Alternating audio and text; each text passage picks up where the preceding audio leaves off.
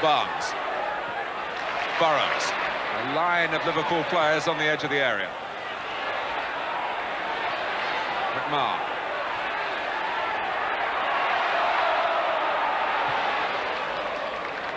Benison. Returned to him well by Nicol. Oh, Watson can't get there. Barnes does. Liverpool have scored. And Liverpool show that no matter how many defenders you set out to try and stop them, they can find a route through.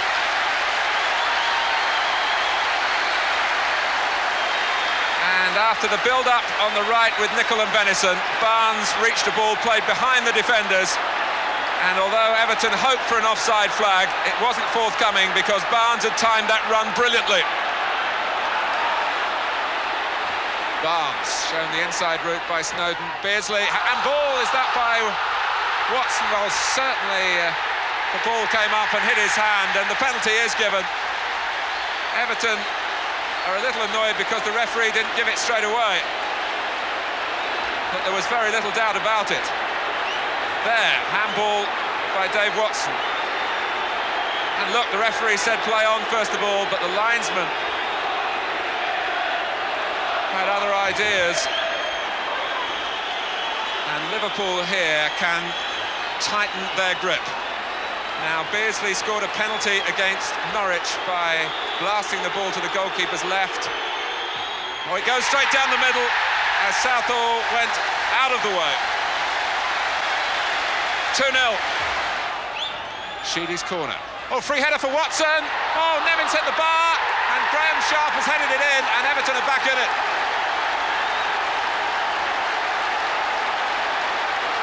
Oh, and Liverpool will be furious with themselves because they let Watson have an unmarked header. Nevin should have scored, but Sharp did. This coming right on half-time.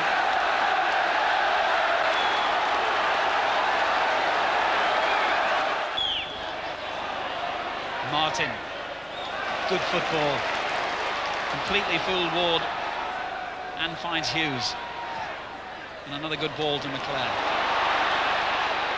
Wallace in space, a lot of players forward here, Manchester United. Blackmore. A lovely goal.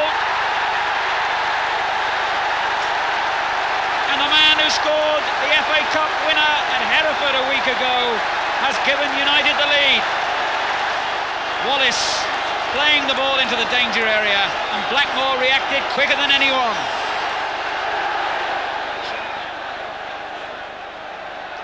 Anderson, Ward is there again.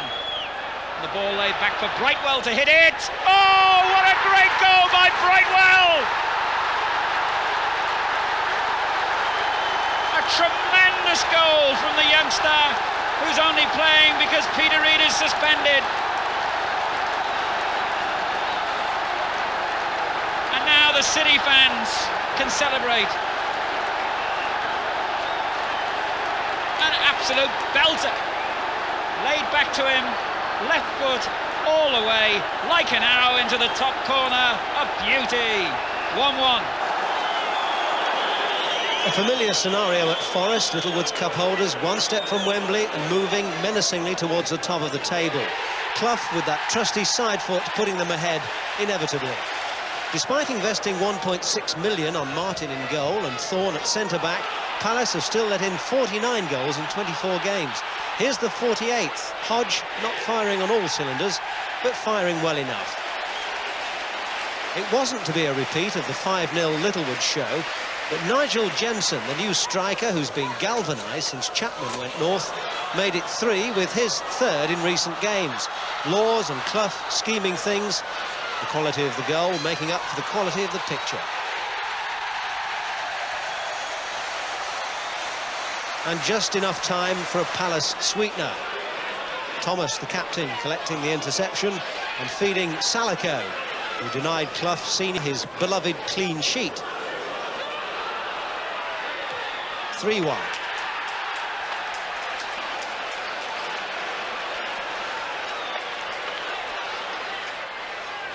On parade at Highfield Road, Coventry's new £900,000 signing from Dundee United, Kevin Gallagher, eligible for next week's Littlewoods Cup semi-final against the rampant Forest. It was a remarkable start. Goalkeeper Steve Ogrizovic turning goalmaker again. One of our most constructive players. That's one of John Sillett's current gags. David Smith looked to be in an offside position, but the goal stood. Steve Livingston after 27 seconds.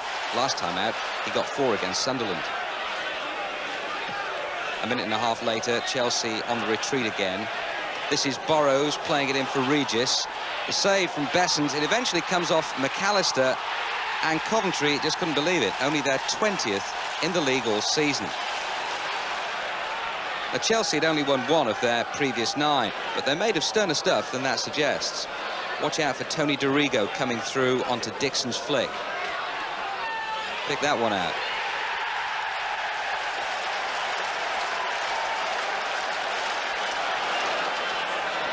Into the second half of a game described by Sillett as great for supporters, but not managers. Chelsea linking up cleverly to work the necessary time and space for Dixon to do what comes naturally. A classic Chelsea manoeuvre, precisely finished off by Dixon. 2-2. Now, to win it, Coventry came up with their 8th goal in 2 games. Quite a transformation. The timing impeccable with Wembley beckoning. Just a hint of offside, but Cyril Regis with some nifty footwork, and a rare goal for him these days. 4, in fact, all season, and all of them match winners. Chelsea might still have salvaged a point. Clive Wilson smacking the bar following a beautifully timed run. But the luck is with Coventry as well at the moment. Cloughy, watch out.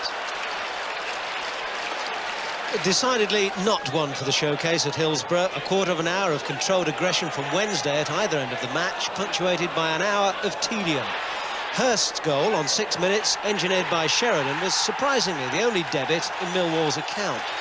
Hobnobbing with the elite last season, scratching about with the commoners now, and grateful for a crumb when Wednesday dozed off, but Sheringham didn't. Sheffield Wednesday 1, Millwall 1.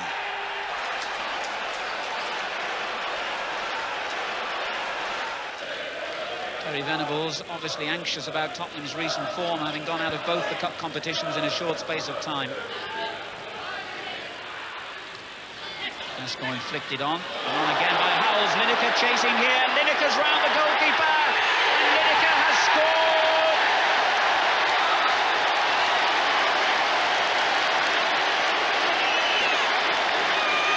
Gary Lineker gets his 16th goal of the season against the team that enabled him to open his account as a Spurs player.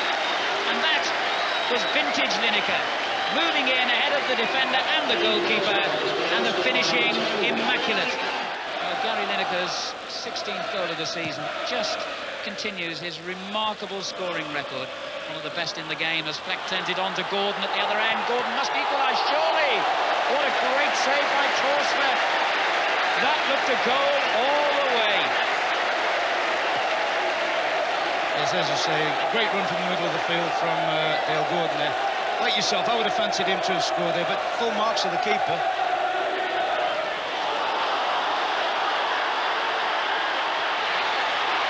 Now Gascoigne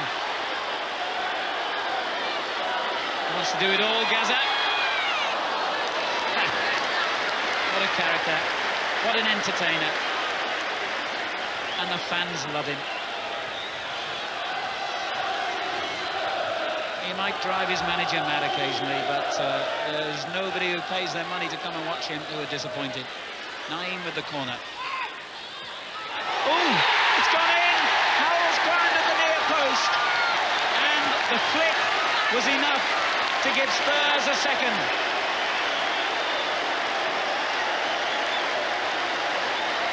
Naeem with a well-practiced corner.